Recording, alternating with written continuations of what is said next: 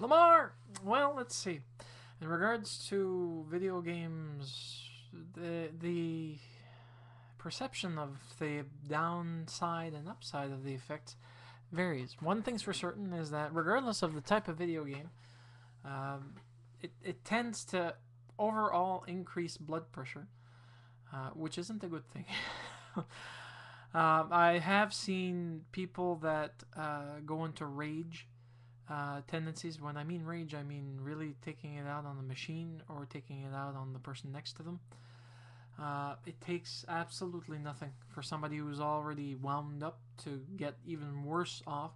Although, paradoxically, I have seen that effect not happen in people that were already to the point of almost blowing up, uh, figuratively speaking, of course, and actually calming down when they were blowing up stuff in the game, killing stuff in the game, regardless of what game it is, just in the game.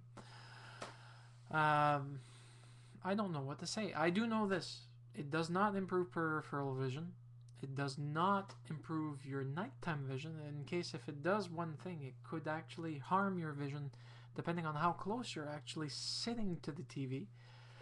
And I should know, I played the video games for a very long while. Nintendo, when they first came out, Cripes, Commodore 20, Commodore VIC 20, Commodore 64, the Amiga, the Super Nintendo, the trying to think, Sega Genesis at one point when friends had it available, and then after Sega Genesis, we moved on to whatever else was coming out, which I think PlayStation just came out during that time. PlayStation 2, PlayStation 3, the Wii, Xbox. I mean, all those game platforms have one thing that ties them all together, which is fun. They're there for. It's kind of a social game when you actually get friends over for an evening of Call of Duty 4 or Call of Call of wanting to kill for the sake of a better title for games.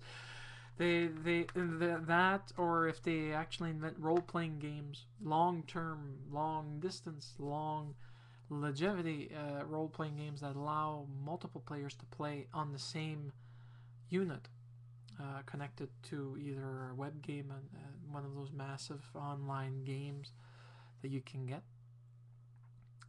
I used to play World of Warcraft, and trust me, it wasn't always pleasant. Sometimes it was so aggravating that you just wanted to abandon everything and walk away, and that's what most of the players did after one point. When it's too aggravating or too disheartening, too enraging, you have to change focus. If you don't, it becomes something that consumes and devours you from the inside out, which isn't good. It really isn't. But here's the upside to everything. Regardless of what's being said right now, these are ridiculous studies. I'm surprised EA is there. I wonder if the parent advocates for games, those ratings that happen every year for Christmas, would actually agree with that. I don't think so. But I heard something that's of import. Well, more or less of import. They did another study on coffee, and by that I mean not decaf, but regular coffee, and that apparently the morning jolt is all in our mind. It doesn't do much, especially for those that do it regularly. For those that are regular users, coffee has no effect. In fact, to be able to gain the effect of coffee or to feel the caffeine rush to give you more alertness and whatnot, you have to be off coffee for a while. And what's currently holding people on is the addictive side of coffee, which is if sluggishness when you're trying to get off it, and headaches due to you having caffeine withdrawal.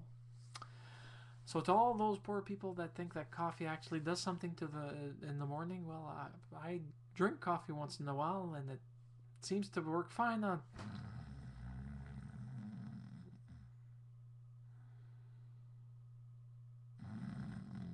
Me, anyways,